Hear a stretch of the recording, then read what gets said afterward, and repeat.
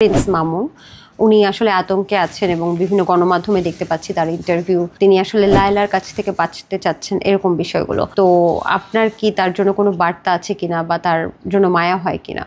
না, আসলে আমি মানুষদেরকে নিয়ে এত ভাবি না, আর আমার কাছে টাইমও হয় না এত ভাবার। যার যার লাইফ শেষে চুজ করেছে, তারা তাদের ডিসিশন চুজ করেছে বলে আজকে এই সিচুয়েশনে আছে, যেটা আমি বিশ্বাস করি। প্রত্যেকটা মানুষ, আমি এখানে আজকে বসে আছি আমার ডিসিশনের কারণে, সে আজকে এই সিচুয়েশনে পড়েছে তার ডিসিশনের কারণে। সো ও যদি ভুল করে থাকে বা ও যদি ভুল ডিসিশন নিয়ে থাকে, ওই লাইবেল হবে। আর ইংলিশে একটা সুন্দর কথা আছে যে রিভেঞ্জ অফ নেচার, নেচারের একটা রিভেঞ্জ থাকে। আপনি যেটা করবেন আপনার কাছে ওই জিনিসটা ঘুরে ফিরে আপনার ওটা ফেস করতেই হবে।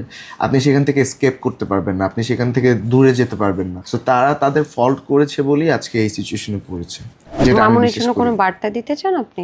না, আমার বার্তা দেওয়ার মতো তেমন কিছু নাই। সবাই লাইফে ভালো করুক, সবাই হ্যাপি থাকুক, এটাই আমি চাই। সে যার সাথে থেকে হ্যাপি থাকতে চায় বা যার সাথে থেকে সে হ্যাপি থাকবে, তার সাথেই থাকলে সে হ্যাপি থাকবে দিন শেষে। মামুন আর অনামিকা ঐশীর কি বিয়ে হয়েছে? না, আমি যতটুকু জানি এরকম কিছু তো হয়নি।